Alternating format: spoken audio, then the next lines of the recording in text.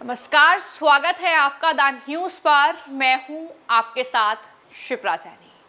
पश्चिम बंगाल की राजधानी कोलकाता में जिस तरीके से महिला डॉक्टर के साथ दरिंदगी की घटना सामने आई, उसके बाद उसकी हत्या कर दी गई और इस पूरी घटना के बाद लोगों का गुस्सा फूट रहा है, जो बिल्कुल जायज है। लोग इंसाफ की गुहार महिला डॉक्टर के लिए लगा रहे हैं, जो कि बिल्कुल जायज है। लेकिन यहां सवाल उठता है राज्य की मुख्यमंत्री ममता बनर्जी की चुप्पी पर।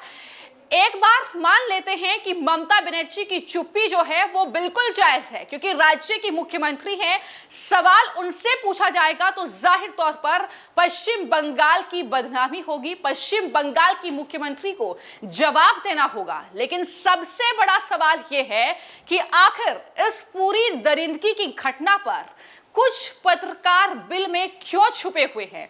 यही मेरा सबसे बड़ा सवाल है कि कोलकाता में यह दरिंदगी की घटना होती है, पर ये पत्रकार जो हैं कहां पर बिल में छुपे हुए हैं। पत्रकारों की बात की जाए तो जाहिर तौर पर रवीश कुमार से लेकर अजीत अंजुम की बात कर ली जाए, चाहे प्रज्ञा मिश्रा की बात कर ली जाए, चाहे फिर साक्षी जोशी से लेकर पुण्य प्रसून वाजपेयी तक की बात कर ली जाए, हर ये पत्रकार जो हैं बिल में छुपे हुए हैं।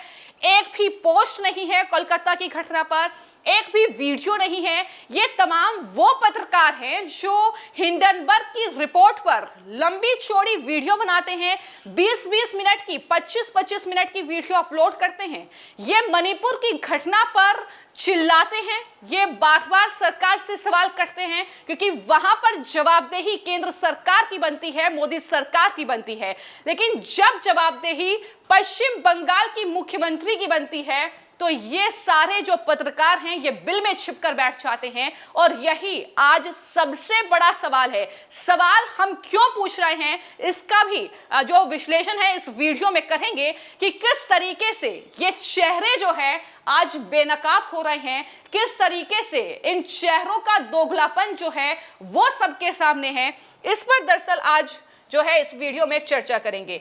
अगर एक एक करके बात की जाए तो सबसे पहले जो सवाल है वो दरअसल ये उठता है कि यहां पर आप देख रहे हैं कि एक ट्विटर यूजर है अंकुर सिंह, जिनकी तरफ से दरअसल एक पोस्ट किया जाता है और वो एक्स पर पोस्ट करते हुए पश्चिम बंगाल की इस जो ये घटना है, जो हैवानियत ये दिखाई गई है वहां पर, जिस तरीके से पश्चिम बंगाल ना सिर्फ पूरा देश आज शर्मसार है कि किस तरीके से एक लेडी डॉक्टर के साथ रेप किया जाता है और उसके बाद उसकी हत्या कर दी जाती है और हत्यारे को किस तरीके से पश्चिम बंगाल की सरकार बचाती है। लेकिन उम्मीद तो पत्रकारों से ही की जाती है कि शायद वो इस पर सवाल उठाएंगे, शायद वो राज्य सरकार से सवाल करेंगे तो महिला डॉक्टर को इंसाफ मिलेगा। यही दरअसल सवाल हम लगातार कर रहे हैं। लेकिन यहां पर रवीश कुमार का जिक्र कर लेते हैं। ये है रवीश कुमार, जो आपने देखा होगा, चाहे खबर कांग्रेस पार्टी की हो, चाहे मोदी सरकार के खिलाफ कोई भी खबर हो, एक दिन में ही कई कई वीडियोस अपलोड कर देते हैं। लेकिन यहां पर हिंडनबर्ग पर लगातार पोस्ट सामने आ रही है, लेकिन पश्चिम बंगाल पर चुप्पी है। अब बात कर लेते हैं पुण्य प्रसून वाजपेयी की। यूट्यूब चैनल है इनका, लेकिन पश्चिम बंगाल पर बिल्कुल चुप है और यहां पर हिंडनबर्ग पर लगातार उनके भी वीडियो सामने आ रहे हैं, क्योंकि वहां पर अडानी के खिलाफ मामला है और जाहिर तौर पर अगर अडानी को घेरेंगे तो मतलब मोदी सरकार को घेरेंगे। अब अगली जो पत्रकार हैं वो है साक्षी जोशी। लगातार हम उनकी वीडियोस देखते हैं और साक्षी जोशी मणिपुर से लेकर चाहे उत्तर प्रदेश में कोई ऐसी घटना हो, यानी बीजेपी शासित राज्य में कोई भी ऐसी घटना सामने आई हो तो साक्षी जोशी कहती हैं कि बेटियों को इंसाफ मिलना चाहिए। लेकिन अब कहां है बेटियों की हमदर्द साक्षी जोशी, ये सवाल भी पूछा जा रहा है। अब बात कर लेते हैं प्रज्ञा मिश्रा की। आपने देखा होगा कि प्रज्ञा का पन्ना, उल्टा चश्मा, ये कई इनके चैनल्स हैं जहां पर वो लगातार वीडियो अपलोड करती हैं और मणिपुर की घटना को लेकर तो जो नौटंकी उन्होंने बिखेरी थी वो किसी से छिपी नहीं है। आंसू तक बहाती हुई नजर आई थी। डर लग रहा था कि बेटियां असुरक्षित हैं, लेकिन पश्चिम बंगाल में जो हुआ उसके बाद एक भी पोस्ट नहीं है और वीडियो नहीं है ये कहते हुए कि वाकई देश में बेटियां असुरक्षित महसूस कर रही हैं या बेटियों के साथ ये दरिंदगी देश में हो रही है। अब अंकुर सिंह ने ये तमाम नाम आपको गिनाए हैं। अब जब ये नाम सामने आए तो हमने खुद इन तमाम पत्रकारों के YouTube चैनल पर हम गए, एक एक को खंगाला और देखा कि क्या वाकई इनके जरिए जो है एक भी वीडियो अपलोड किया गया है, पश्चिम बंगाल की मुख्यमंत्री से इस दरिंदगी की घटना पर सवाल किया गया है या फिर नहीं। तो सबसे पहले अगर बात कर ले रवीश कुमार की, जो YouTube चैनल चलाते हैं, हालांकि ये भी मैं यहाँ क्लियर कर दूं कि एजेंडाधारी पत्रकारों में गिने जाते हैं। कांग्रेस पार्टी के लिए धड़ल्ले से उनके जो कह सकते हैं कि हृदय में एक अलग जगह है, लेकिन यहाँ पर रवीश कुमार, उनका ये ऑफिशियल YouTube चैनल है और आप देख सकते हैं कि रवीश कुमार ने ये 20 घंटे पहले एक वीडियो अपलोड किया है। वो हर रोज वीडियो अपलोड कर रहे हैं। एक दिन पहले भी उनका वीडियो है, उससे पहले भी 3 दिन पहले उनका वीडियो है। यानी कुल मिलाकर अगर देख लिया जाए तो 3 दिन पहले की ये पूरी घटना पश्चिम बंगाल की, जहां पर रवीश कुमार मुख्यमंत्री ममता बनर्जी से ये सवाल कर सकते थे कि बेटियां सुरक्षित क्यों नहीं है आपके राज्य में, आखिर इस तरीके की घटनाएं क्यों हो रही है, लेकिन एक भी सवाल नहीं है। आप देख सकते हैं कि यहां पर वही हिंडनबर्ग की रिपोर्ट को लेकर सेबी चीफ ने मांगा इस्तीफा, इस तरीके के थंबनेल। हिंडनबर्ग की रिपोर्ट को लेकर ये तमाम वीडियोस उन्होंने बनाई हैं ताकि अडानी या सेबी को घेरा जाए। यानी कुल मिलाकर यहां आप देख पाएंगे कि ये तमाम वीडियो लगातार हिंडनबर्ग की रिपोर्ट पर अपलोड की गई है, लेकिन पश्चिम बंगाल की घटना पर एक भी वीडियो रवीश कुमार का सामने नहीं आया है। अब सवाल उठेंगे कि क्या आप इन्हें वाकई पत्रकार मानते हैं जो इस तरीके से एक एजेंडे पर काम कर रहे हैं। इसके अलावा अगला अगर रुख करें तो आप देखेंगे कि ये पुण्य परसुन वाजपेयी का भी क्योंकि जिक्र किया गया है तो हमने सोचा कि उनका भी YouTube चैनल खंगाला जाए। तो जब आप देखेंगे कि 7 मिलियन के करीब सब्सक्राइबर रखते हैं और वाकई एक असर पड़ता है जब वीडियो अपलोड करते हैं, जब सवाल ये पत्रकार पूछते हैं, लेकिन यहाँ पर भी आप देखिएगा तो समझ में आएगा कि किस तरीके से 17 घंटे पहले अपलोड करते हैं वीडियो, एक दिन पहले भी अपलोड की गई है, 2 दिन पहले भी अपलोड की गई है, लेकिन यह भी बिल्कुल रवीश कुमार की राह पर चलते हुए हिंडनबर्ग की रिपोर्ट को लेकर ही वो लगातार जो है वीडियो अपलोड कर रहे हैं। वो अडानी को घेर रहे हैं, वो मोदी को घेर रहे हैं, वो सेबी की चीफ को घेर रहे हैं। और एक और वीडियो शेयर बाजार पर राहुल की चेतावनी, यानी राहुल गांधी ने जो बोला उसको लेकर वीडियो बनाते हैं।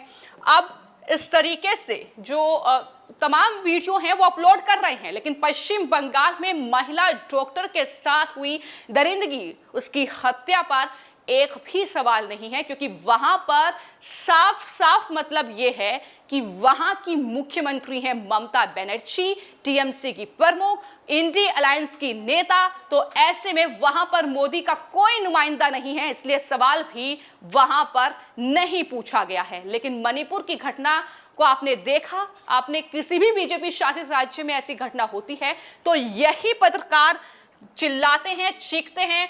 ट्विटर से लेकर उनके सारे सोशल मीडिया प्लेटफॉर्म आपको भरे हुए नजर आ जाएंगे सवाल करते हुए, लेकिन यहां पर एक भी सवाल नहीं है। अब प्रज्ञा का पन्ना, यह है प्रज्ञा मिश्रा, जिनका ये YouTube चैनल है, लगातार वीडियो अपलोड करती हैं और महिला सुरक्षित नहीं है, मणिपुर की घटना पर चिल्लाई थी, खूब चीखी थी, रोई थी, गिड़गिड़ाई थी, लेकिन आज जो है मुंह पर टेप लगी है, बिल्कुल सन्नाटा है सोशल मीडिया प्लेटफॉर्म से लेकर इनके YouTube चैनल पर पश्चिम बंगाल की घटना को लेकर। वो भी तब जब ना सिर्फ पश्चिम बंगाल में उस घटना के खिलाफ लोगों का गुस्सा फूट रहा है, देश के अलग अलग कोने में तमाम डॉक्टर्स जो हैं वो प्रोटेस्ट कर रहे हैं, वो इंसाफ की गुहार जो है उस लेडी डॉक्टर के लिए लगा रहे हैं। लेकिन प्रज्ञा जी क्या कर रही हैं, ये आप देख लीजिए कि 15 घंटे पहले वीडियो अपलोड करती हैं, एक दिन पहले भी वीडियो आता है, 4 दिन पहले भी वीडियो आता है। यहां पर आपको ओलंपिक से जुड़ा हुआ वीडियो भी मिल जाएगा, यहां पर आपको जो है बांग्लादेश से जुड़ा हुआ वीडियो भी मिल जाएगा, तमाम वीडियोस मिल जाएंगे। यहाँ पर नरेंद्र मोदी और राहुल की मुलाकात का वीडियो भी मिल जाएगा, लेकिन पश्चिम बंगाल का एक भी वीडियो आपको नजर नहीं आएगा। और यहां पर आपको जो है राम रहीम से जुड़ा हुआ वीडियो भी मिल जाएगा। अब सवाल ये है कि मुद्दा राम रहीम का बड़ा है या पश्चिम बंगाल में जो उस डॉक्टर के साथ, जो उस बच्ची के साथ दरिंदगी हुई है, उस पर सवाल पूछा जाना जरूरी है। तो यहां पर प्रज्ञा मिश्रा भी घिर रही हैं। तो हमने आपको सिलसिलेवार ढंग से बताया है कि किस तरीके से ये सारे चेहरे जो है एक एक करके बेनकाब हो रहे हैं, और जरूरी है इन चेहरों को बेनकाब करना, क्योंकि सोशल मीडिया के माध्यम से जिस तरीके से वो जनता के बीच झूठ फैलाते हैं, अफवाहें फैलाते हैं, सरकार को घेरते हैं। लेकिन यहां पर चूंकि पश्चिम बंगाल की मुख्यमंत्री से जुड़ा यह सवाल है, तो ऐसे में उनका एक भी पोस्ट नहीं है। अब अजीत अंजुम की बात कर ली जाए तो खबर तो यह है कि अजीत अंजुम ने महुआ मोइत्रा से सवाल किया, जो कि टीएमसी की सांसद हैं, पश्चिम बंगाल की घटना को लेकर, और उन्होंने अजीत अंजुम को ब्लॉक कर दिया। खबर यह है, लेकिन असलियत क्या है कि अजीत अंजुम जैसे पत्रकार जो लगातार ये भी वीडियो अपलोड कर रहे हैं, लेकिन यहां पर आपको वही राम रहीम से जुड़ा हुआ वीडियो मिल जाएगा, लेकिन पश्चिम बंगाल की इस दरिंदगी की घटना पर एक भी सवाल ममता बनर्जी से नहीं पूछा जाएगा। एक भी अपलोड वीडियो इस बात पर नहीं की जाएगी कि आखिर देश भर में ये प्रोटेस्ट हो क्यों रहा है, आखिर ये जनता का गुस्सा फूट क्यों रहा है, आखिर पश्चिम बंगाल में हुआ क्या है, इस पर आपको एक भी वीडियो नहीं मिलेगा। यानी यहां पर इनका एजेंडा आपको साफ तौर पर दिखाई देगा। साक्षी जोशी की बात कर लेते हैं। साक्षी जोशी भी उन पत्रकारों में से एक हैं जो लगातार मोदी सरकार के खिलाफ कोई भी खबर हो तो काफी चीखती हैं, चिल्लाती हैं, सवाल करती हैं।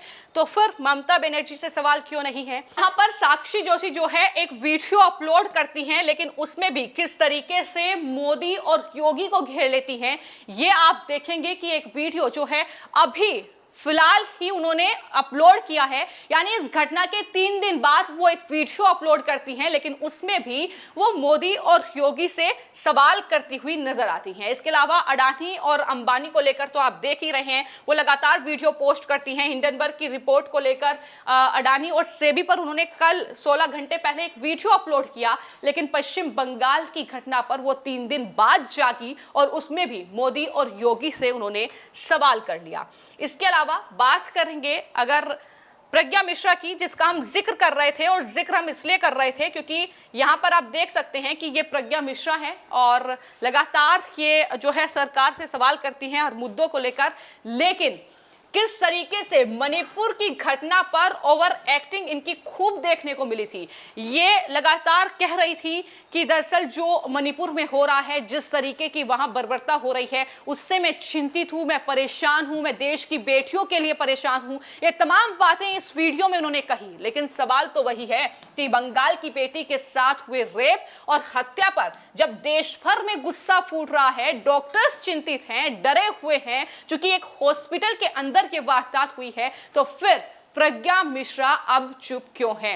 तो ये मैंने तमाम जो कहीं ना कहीं खुलासे हैं वो एक तरीके से किए हैं कि लगातार जिस तरीके से रवीश कुमार हो, अजीत अंजुम हो, चाहे साक्षी जोशी हो, ये सोशल मीडिया प्लेटफॉर्म से लेकर लंबी चौड़ी वीडियो पोस्ट करते हैं। अगर कल को घटना इसी तरह की उत्तर प्रदेश में हो जाती है तो ये एक वीडियो बनाएंगे, आधे घंटे का एक वीडियो होगा, लेकिन पश्चिम बंगाल पर बिल्कुल चुप है। और जिस बात का मैं जिक्र कर रही थी, अजीत अंजुम ने जो बात कही है कि महुआ मोइत्रा से मैंने एक सवाल क्या कर दिया पश्चिम बंगाल की घटना को लेकर, तो उन्होंने मुझे ब्लॉक कर दिया। हालांकि यही वह अजीत अंजुम है जो महुआ मोइत्रा की काफी तारीफ करते हैं, उनके सोशल मीडिया प्लेटफॉर्म के जरिए इस बात का पता चलता है। लेकिन आज तो सवाल यही सबसे बड़ा है कि पश्चिम बंगाल में एक महिला डॉक्टर के साथ हॉस्पिटल के अंदर पहले दरिंदगी की घटना को अंजाम दिया जाता है और उसके बाद बेरहमी से उसकी हत्या कर दी जाती है, और उसके बाद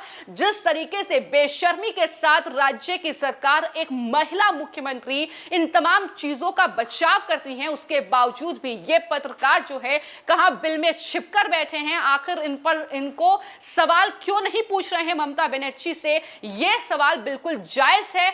एक वक्त पर हम राजनीतिक हस्तियों की चुप्पी पर सवाल नहीं उठाएंगे, लेकिन पत्रकारों की चुप्पी पर सवाल उठना चाहिए और जाहिर तौर पर सवाल उठेगा कि ये तमाम जो पत्रकार हैं आखिर कहां बिल में छिपे हुए हैं।